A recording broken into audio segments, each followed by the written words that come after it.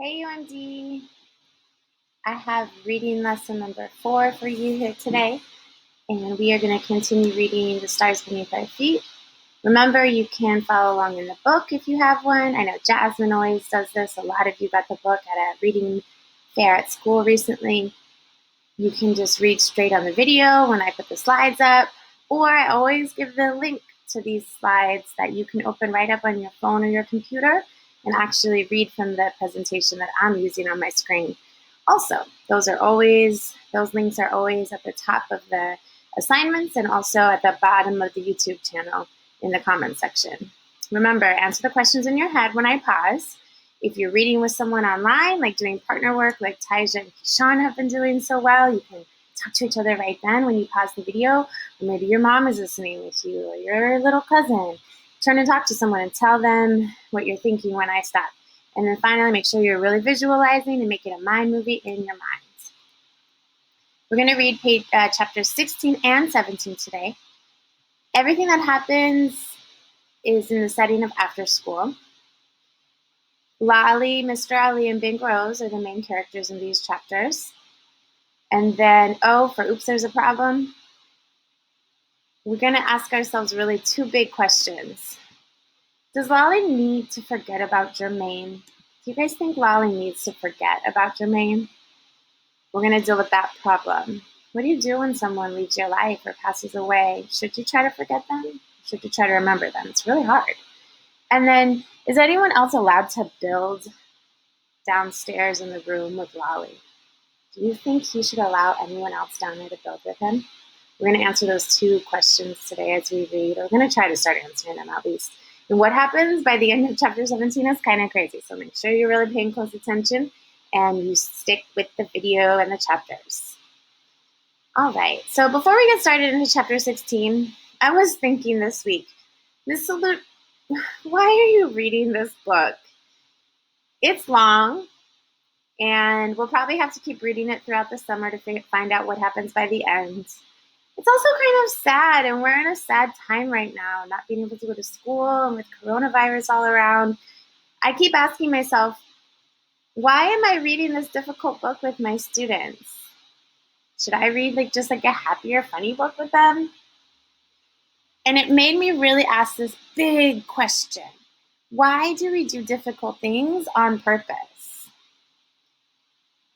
And I'm starting to answer that question in my own head, but I want you to ask yourself that too. I know I want to finish this book with you all because when we read it in class and I looked at all of you reading the book, almost every single one of you was glued to the text. I know for sure you like hearing Lolly's story. I also want you to feel what it feels like to finish a long chapter book. Not many of us read a long chapter book like this to the end. Not in class and not in real life. Some of us do, but not everybody. I know a lot of teachers who say, oh, I can't remember the last time I read a full book by myself. And it wasn't until about 4 years ago that I really started reading books to the end. And I always have a book I'm reading. As an adult, it took me a long time to start that habit. So I know, even though it's kind of difficult to read this whole book together while we're out of school, I know I want to do it because I want you guys to know what happens to Lolly in the end of the story. And I also want you to know what it feels like to finish a great book. So that's why I'm doing this difficult thing. We're going to keep asking ourselves that question in some other lessons we're going to do. So keep it in your head. Why do we do difficult things on purpose? And remember that question, why, was something we focused on in the last lesson. Why do characters do what they do? Why did the character do that? Another name for that is character motivation. We use the phrase character motivation to describe why a character does what they do. So I'm going to use that word or that phrase today in our lesson. Motivation means the reason people do what they do. All right, so let's get started reading. So let's deconstruct this Bronx trip, Mr. Ali announced all of a sudden. How did going there make you feel? Remember in the last chapter, Lolly went to the exact spot where his brother died. We could ask this question right now. Why would Lolly do that? Why would you do such a difficult thing on purpose? Why would you go to the place? that your brother died. That's so sad. Ryan had a great answer for it. I'm going to show it to you at the end. So watch the video to the end to see how Ryan answered that question. I'm sure you had your own good idea too. Back to the text. I hesitated. That means paused. Sad. Despondent. We've studied that word despondent before because this author uses it many times to describe Lolly. Remember, despondent means feeling low or sad because of a loss of hope. Back to the text. Ollie nodded.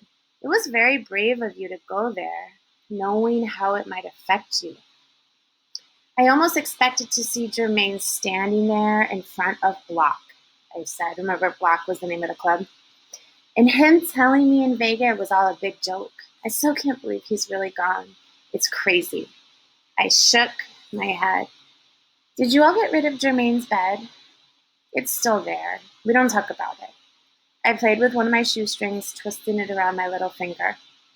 Would you like me to talk to your mama about it, Mr. Alisa asked. I shrugged. I don't think so. Stop right there. Pause. What is Lolly's motivation for keeping Jermaine's bed? Remember, motivation is why characters do what they do or why people do what they do. Why would Lolly keep Jermaine's bed in his room? Think about it. Pause if you want. I mean, it takes up space. Definitely reminds him all the time. And when you're reminded of someone who passed away, usually it makes you sad. Why would he do that? Maybe you're saying, well, it's hard for him to even believe that he's gone, so maybe he wants to keep the bed in case he comes back. Or maybe one of you said he likes remembering him. It makes him feel less lonely, like he's still sort of around. Back to the text. But she knows it's problematic for you, having Jermaine's bed in your room. That's Mr. Ali. I tilted my head back and opened my mouth toward the ceiling. Mr. Ali was wearing me out. It's not problematic, Mr. Ali. I like having his bed in here. Wally, I'm not suggesting that you and your mama forget Jermaine or leave your memories of him behind. You will always remember him and love him in your heart. But I think you both need to establish a more healthy connection with his memories. Building Legos reminds me of him, and I think reminds me of my father. Pause right there. Let's switch the question to Mr. Ali. What is Mr. Ali's motivation for encouraging Lolly to get rid of the bed? Think or turn and talk.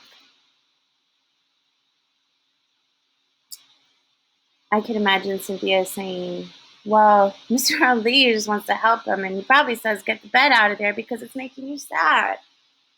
And I could imagine Jesus saying, yeah, Mr. Ali just wants him to think about Jermaine in like positive ways, and the bed is probably just way, way, way too negative and sad. Good ideas, you guys. Back to the text. Building the Legos reminds me of him, and I think reminds me of my father. Remember, Lolly's dad is not around too much, but he comes around sometimes.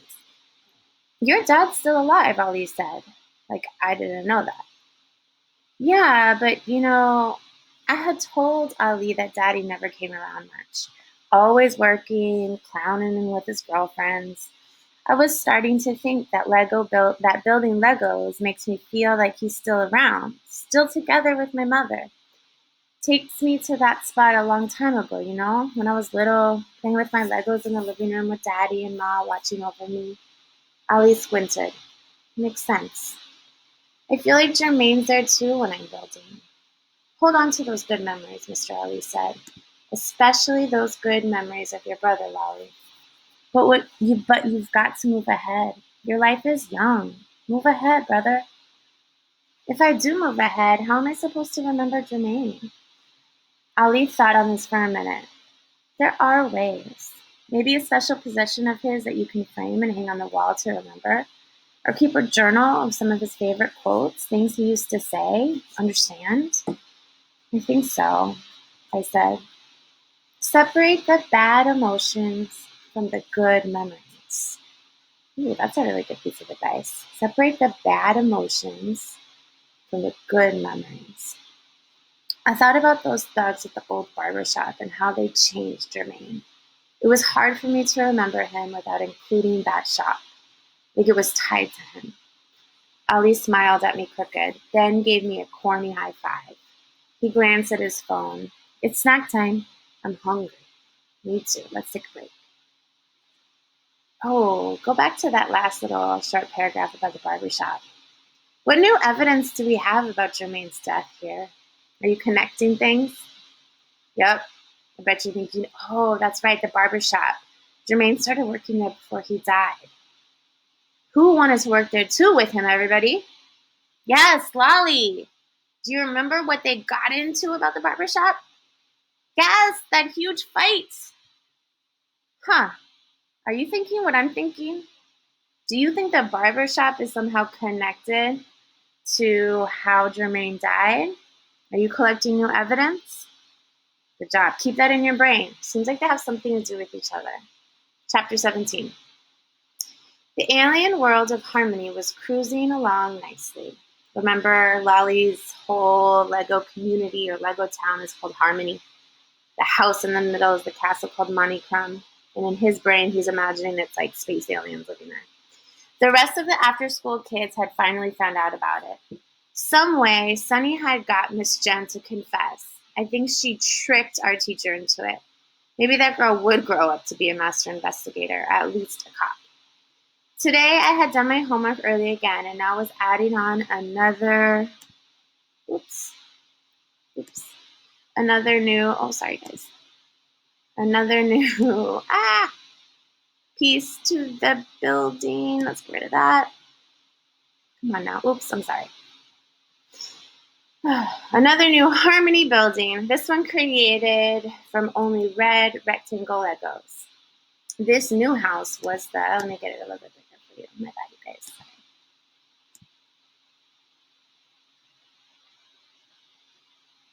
guys. There we go. Secret hideout for D-Man. D-Man was one of the monsters from Swarm. He had gray, rocky skin. The Swarm was an interstellar gang of crooks. Oh, yeah. Sorry, everybody. And thugs who harassed folks for no good reason, except to be ugly. They had been harassing King Blaze's family for years. The Swarm was the only problem the House of Monicrum had failed to crack. So far, I had made almost 80 different buildings here in the storage room, or my city room. I had divided Harmony into 3 boroughs: the hero borough, the monster borough, and the regular borough for all the regular people. I heard click behind me. It was the door to the unlocking and cracking open. It was the door to the room unlocking and cracking open. Big Rose stuck her big head in through the crack and met eyes with mine. I froze, holding a few red Legos in my right hand. Before I could say or do anything, Big Rose had stepped inside, grabbed an armful of Legos, and plopped down on the other side of the room, about 30 feet away. I must have looked dumb as nuts squatting there, watching her. She was sitting on the floor with her big fat back to me, building something. With my Legos. I couldn't believe this girl. I was about to go over there and get a closer angle when she jumped up, flew over toward me again, and grabbed another armful of my blocks out of one of the trash bags that Yvonne gave me. Pause right there. What is Rose's motivation for grabbing the Legos? Why do you think she's grabbing Lolly's Legos? Turn and talk. I could imagine Karen saying, I bet she's going to build her own structure. I could imagine Steven saying, nah, she's just mean. I bet she's going to take them from him. And maybe Kaylee would say, I don't know. Maybe she's going to offer to help. You never know. Maybe she's actually just wanting to make a new friend. Let's see. I couldn't believe this girl. I was about to go over there and get a closer angle when she jumped up, flew over toward me again, and grabbed another armful of my blocks out of one of the trash bags that Yvonne had gave me. It went on like this for another 20 minutes, her stealing my Legos for whatever she was building over on her side of the room. She was calm and quiet. I thought about stepping to her, but then I started wondering if she might get mad. I wasn't scared of her, nothing. We were the same age. I could box. You couldn't grow up in my hood without learning how to defend yourself. But also, Big Rose was kind of big, way bigger than me. In fact, I started thinking about how in all of my brawls growing up, I had never really gotten into a fight with a girl or anybody as big as she was.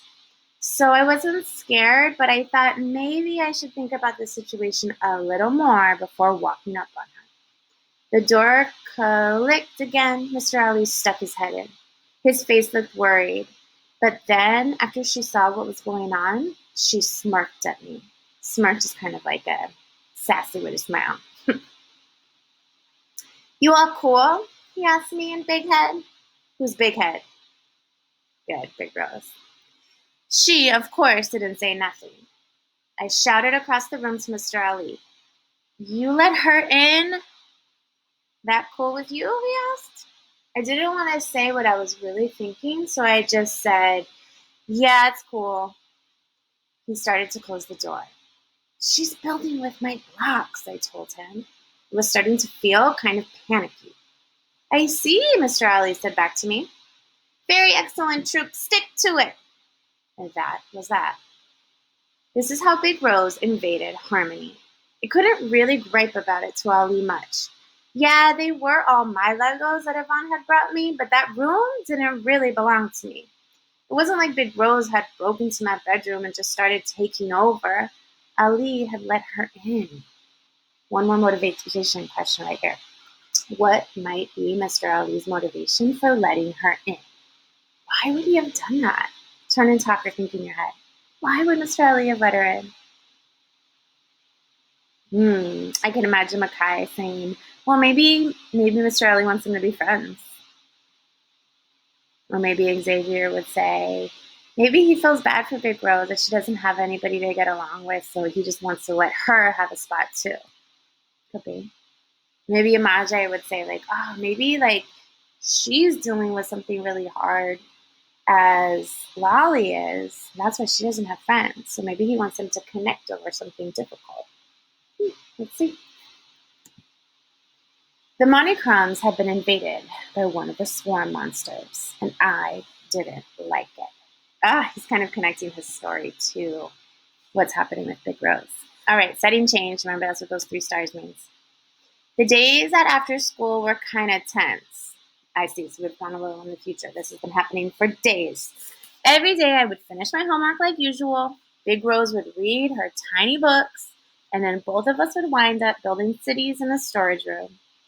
Yeah, she had started building her own city on the opposite side of the room from mine. From what I could tell, hers wasn't anywhere near as nice as Harmony. We never spoke, and she never asked to use any of my Legos. She just took them.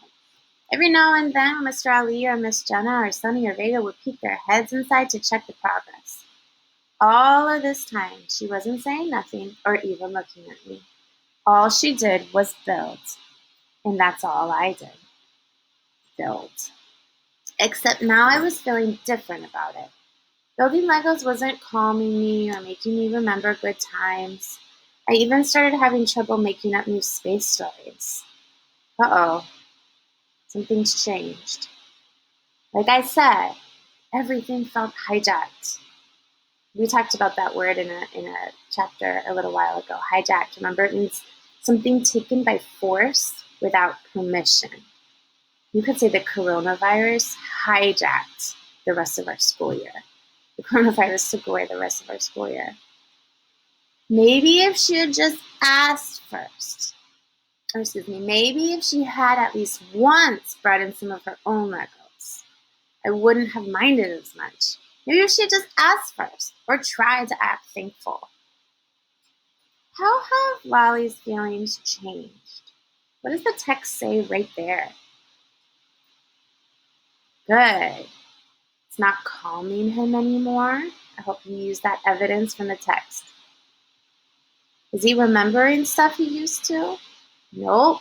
Couldn't remember the good times. What's he having trouble with? Look at the text. Yes, his feelings have changed because he can't even make up new space stories. His feelings have really changed. Her corny buildings were taking away from my own creations. I was glad that Yvonne kept bringing me more Lego trash bags, or my production would have been really slowed down by Rose's thieving. But one day I had been working on this new bell tower. It was in the Hero Burrow, and I was almost about to finish it when Big Fathead Rose came over and tried to grab the last few Legos I had been saving in one of my trash bags.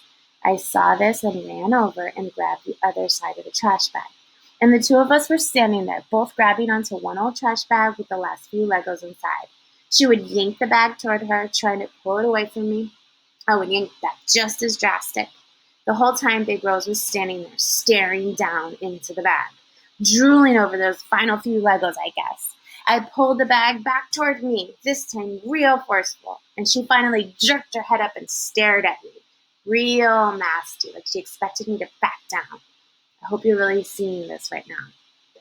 They're tugging at this bag, staring at each other, so nasty.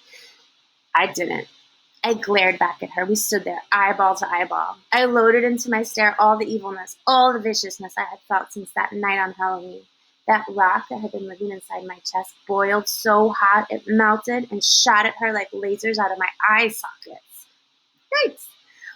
I guess Rose felt the burn. She dropped the trash bag like it was hot.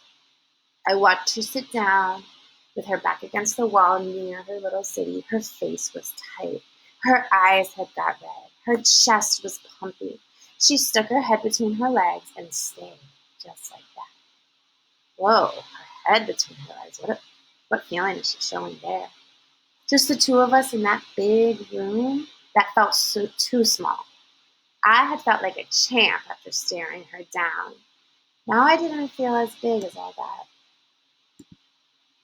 I dropped the Lego bag in front of her, but grabbed out one brick for myself, just to let her know what was up, and left the rest of the bag, left the rest of them for Big Rose. You left them after all that? I snapped one brick into place on my building I had been working on. On the other side of the room, I heard those other bricks click and clack together, sounding like money. I knew she had reached her hand inside to pull out the last ones. Here's the question you're going to answer in your assignment. What was Lolly's motivation for dropping the bag in the end? After that big fight and tugging and staring at each other, why did he leave the bag there for her? What was his motivation? Okay. Now today, I want to remind you some things about race. First of all, why do we use race? For organization. Look at all these crazy puppies from 101 Dalmatians. You see how they're all unorganized? And now the cat puts them in an organized line. When we use race, it helps us take a bunch of thoughts and organize them so it makes sense and it feels really clear to the person reading your answer. Also, that C that I really want you to focus on again today, citing evidence is for proof that your answers are true. All the time in life, we need to prove why the things we think are right. When you use race, especially with that C, you prove to the reader that you are actually using the text to form your answers. They're not just coming out of nowhere. Remember, when you use all 4 parts of race, you should come out with at least 3 complete sentences. Please don't forget those capital letters and periods. You guys have been getting better at it. Some of you use the science assignment to really practice, and I was proud of you for that. Kaylee, awesome job on that. I want to show you a really great example. And to celebrate, look who's here. Hey, y'all. She says, Ryan, great work. All right, so Ryan answered in such an amazing way using race. Remember the question about why would Lolly go to the place where his brother died? Look at what he did. He had organization. He had proof, evidence from the text. He had complete sentences the whole time. Here we go. I want you to yell out the letter he used when I pause. Lolly went to the place his brother died because. What letter? R. Good. Use the important words from the question to start his sentence. Because he felt stranded. What letter? A. Awesome. And A continues here into the next sentence. He wanted to get that rock off his chest, so he cried to let it go. That's the answer. Awesome, A. In the text it says, what letter? C. Cite evidence. Good. Lolly busted out crying, but when he stopped, he did not feel the rock anymore. This shows that Lolly wanted to get rid of that rock. What letter is that? E. He explained why that evidence from the text, that part right here I highlighted in pink, why that shows his answer is true.